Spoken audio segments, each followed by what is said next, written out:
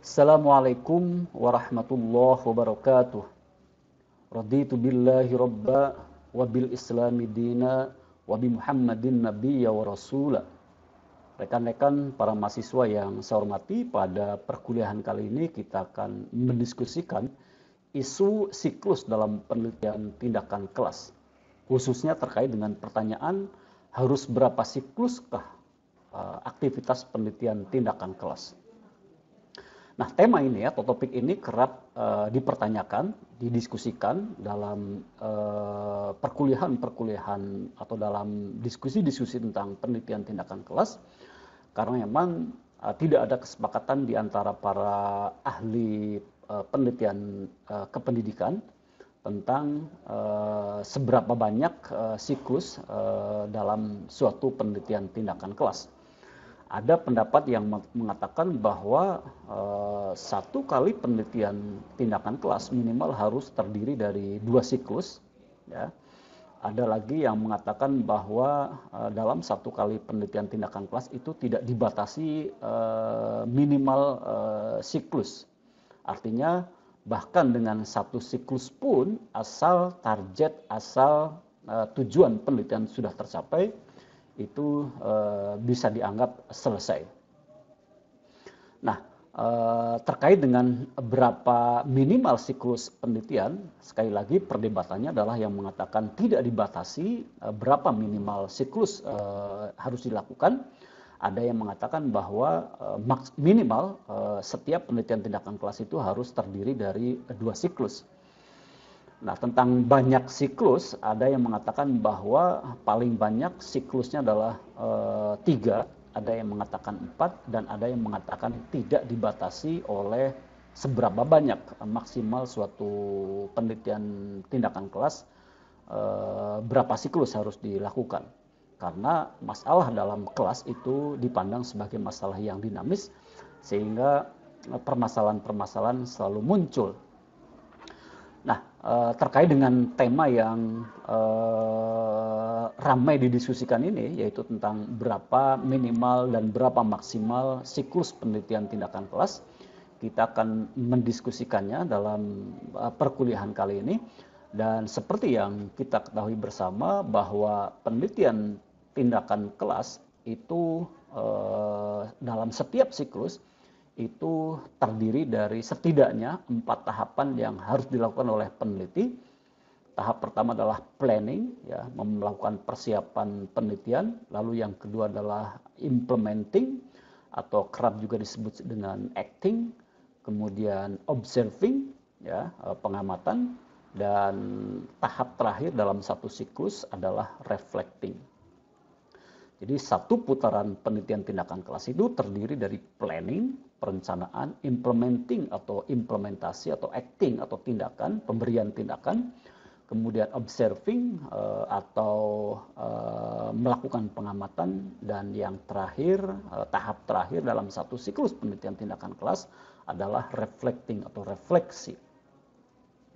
Ini sama, ya. Yang pertama adalah plan and improvement to practice, kemudian act atau yang tadi disebut sebagai implementing, act to implement the plan, ya, tindakan untuk mengimplementasikan perencanaan, kemudian observe atau pengamatan, to monitor and evaluate the action effect, untuk memonitor atau mengevaluasi dampak-dampak dari tindakan yang diberikan, dan yang terakhir reflect, ya, the outcome of the action, luaran dari tindakan yang diberikan. Ini tahap-tahap dalam setiap satu siklus penelitian tindakan kelas.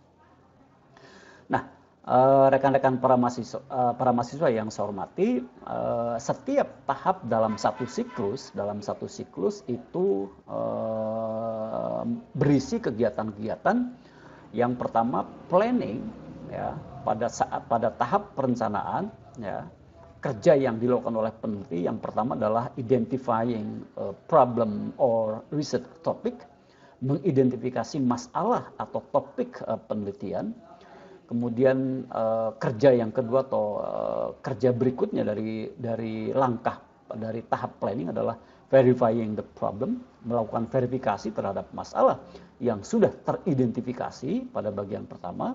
Kemudian pada bagian yang ketiga adalah setting the problem in theoretical context, yaitu menempatkan masalah dalam konteks teoretis.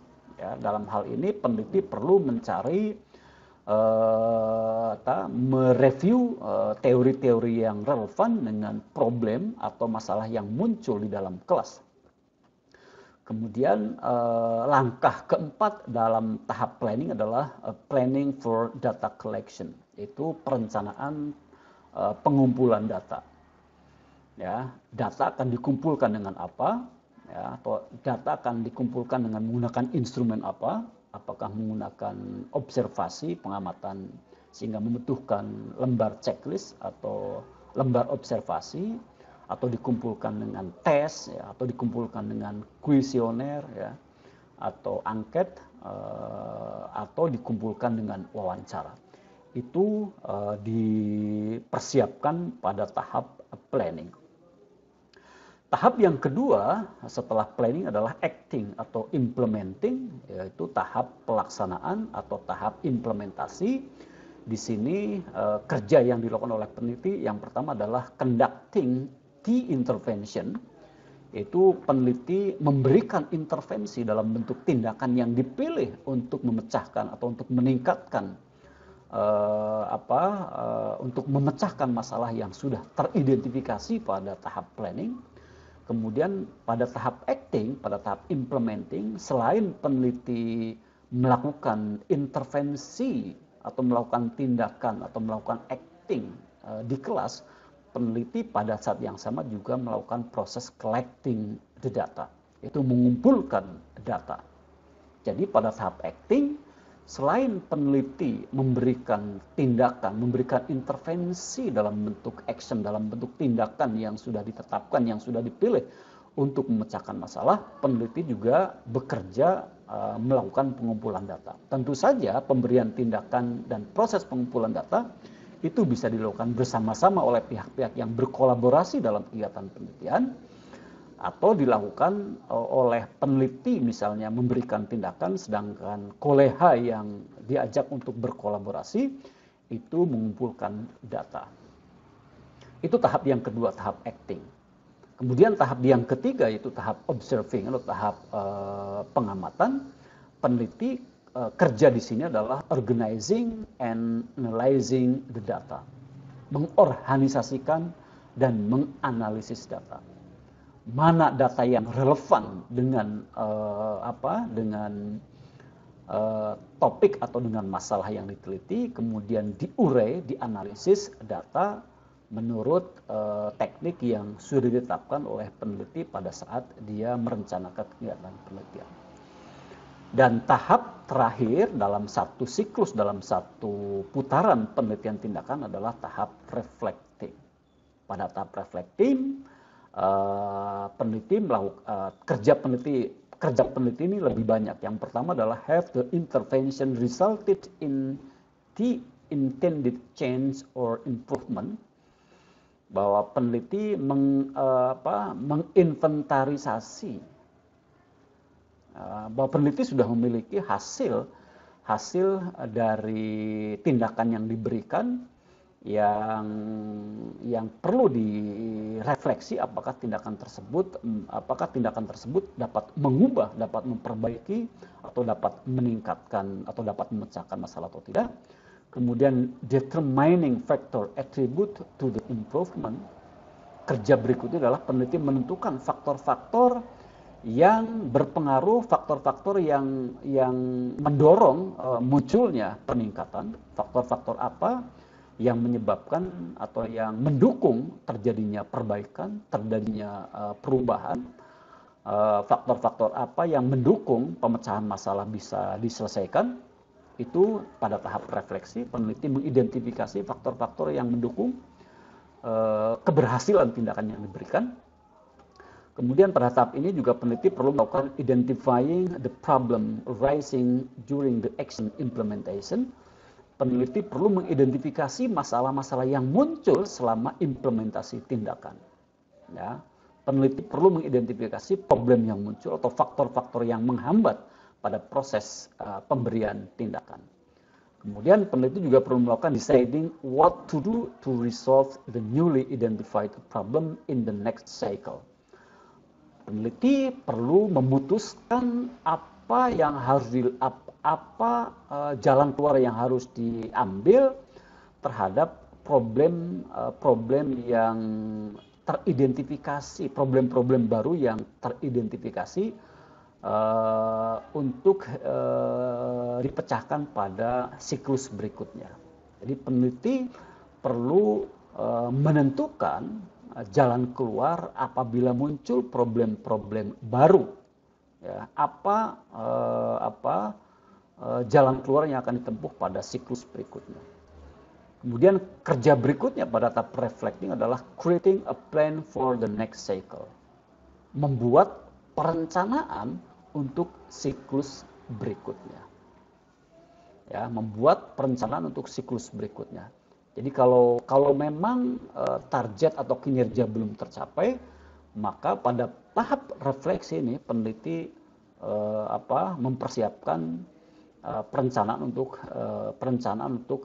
tindakan yang akan diberikan pada siklus berikutnya. Dan yang terakhir adalah drawing conclusion.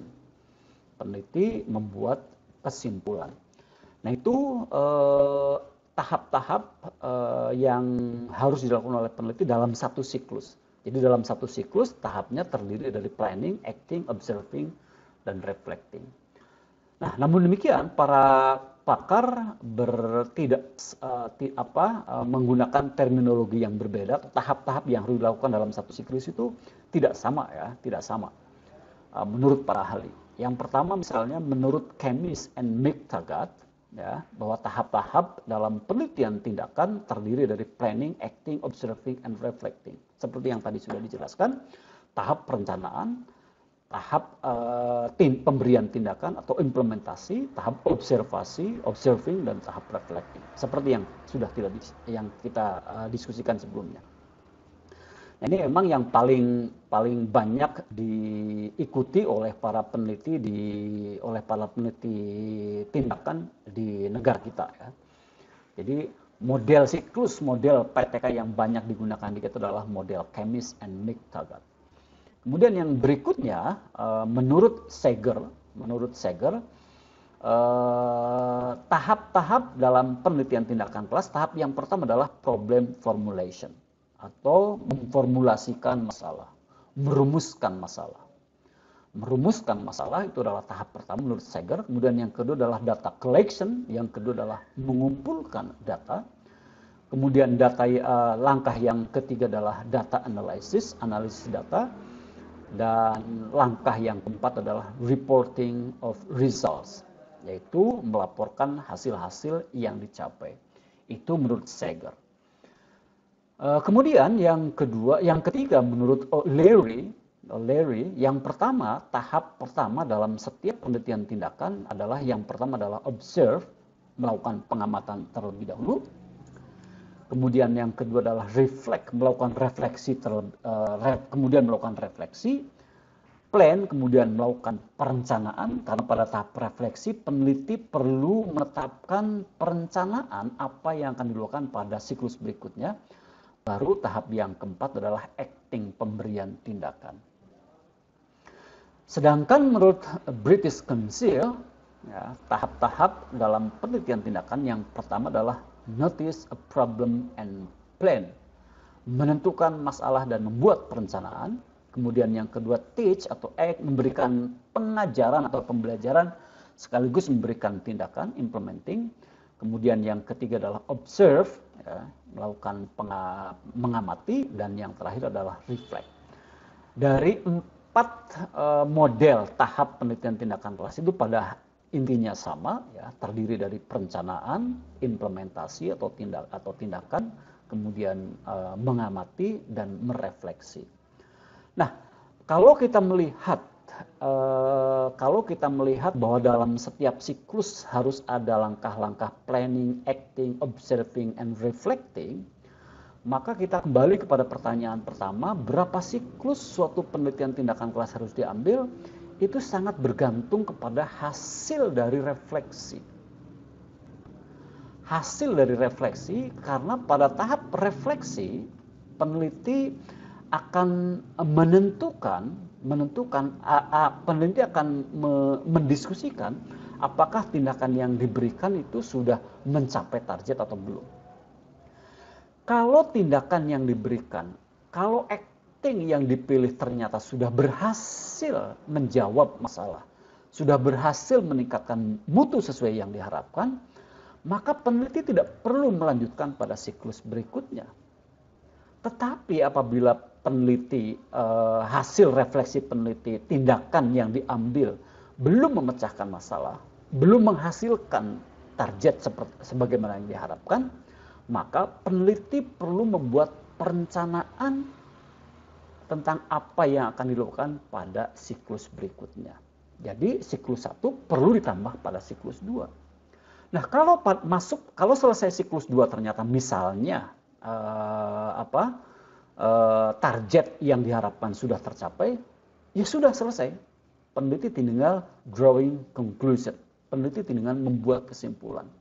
Tetapi kalau hasil refleksi pada siklus kedua pun belum tercapai target, belum tercapai kinerja yang diharapkan, maka peneliti harus merencanakan, membuat planning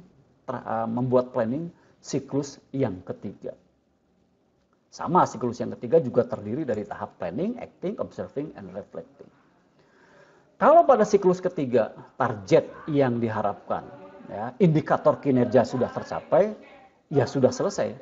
Peneliti tinggal membuat kesimpulan. Tapi kalau belum, nah ini di sini biasanya perdebatan muncul.